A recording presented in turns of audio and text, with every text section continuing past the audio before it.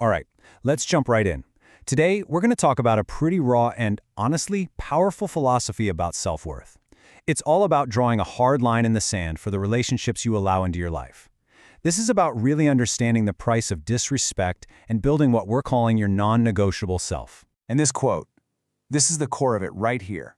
It's not a threat, It's a promise you make to yourself. It basically establishes that your energy, your presence, that's not just a given, it's conditional. And it's based entirely on whether someone values you and recognizes you. So, I want you to start with this question. Just think about it for a second. What would actually change in your life if you truly, genuinely treated your own worth as non-negotiable? Because everything we're about to get into is built on that one single transformative idea. At its heart, this philosophy sees every important relationship like a kind of unspoken contract. Yeah, it's not written down on paper, but it's there. And it's built on a fundamental agreement of mutual respect and recognition. Okay, so the first non-negotiable term of this contract, it's a big one, loyalty. And it's presented as the absolute bedrock, the foundation of any connection actually worth having. The crucial point here is that loyalty isn't just a nice-to-have thing. No way. According to this view, it's the essential glue. Without it, the whole thing just falls apart. There's literally no relationship left. And what's really interesting is how loyalty is defined here. It's not some passive, fuzzy feeling. It's an active, reciprocal agreement. It's a real pact of mutual support that says, I've got your back and you've got mine. It's as simple and as serious as that. And okay, so here's the payoff for drawing that hard line.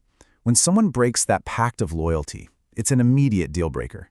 This isn't about being petty or holding some grudge. It's a powerful, conscious act of self-preservation.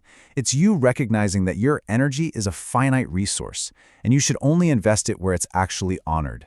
Now this brings us to the second pillar, respect.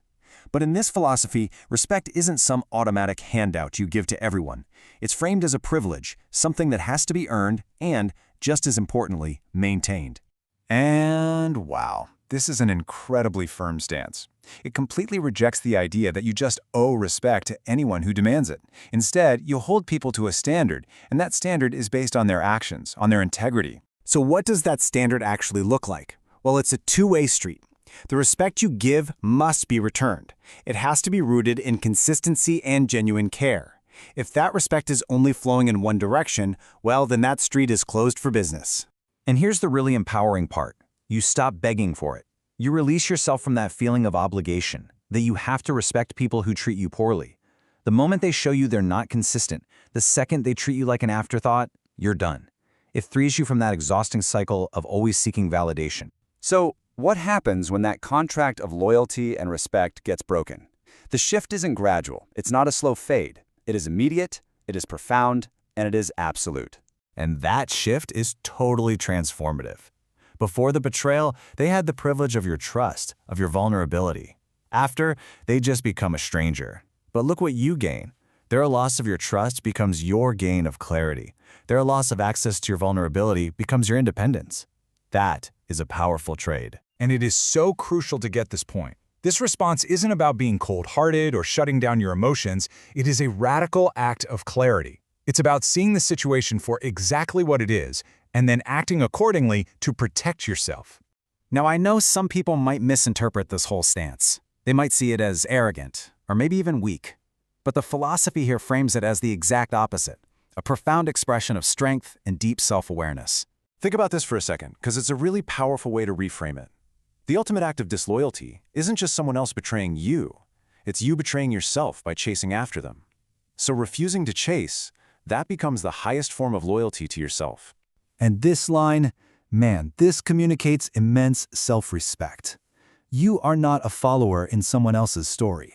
You are the main character in your own, and you are not about to leave your path to follow someone who chose to walk away from you. And let's be super clear, this is not about ego. It's not arrogance to know your own worth and to expect other people to recognize it. That's called self-awareness. It's understanding the value you bring to the table and refusing to offer it at a discount. And this might be the ultimate mic drop moment of this entire philosophy. You are a prize. You are not a doormat. You're not a backup plan. Your time, your energy, your heart, those are privileges, and they're extended only to those who earn them. So, okay, let's bring this all together. When you really embrace this mindset, what does it create? It creates your non-negotiable self.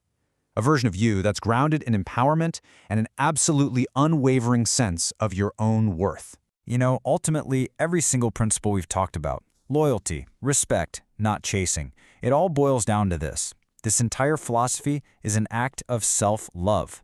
It's you writing a love letter to yourself that says, I will protect you, I will value you, and I will not settle for less than you deserve. So what are the final takeaways here? It means you're done with less than you deserve. You are not settling. You are not compromising your worth. You are in control of who gets your energy. You are consciously building a world for yourself on a foundation of mutual care. And with that kind of foundation, you are unstoppable. So we end right back where we began, with a question for you. After hearing all of this, what is your non-negotiable? What is the price of disrespect in your world? That's something really worth thinking about.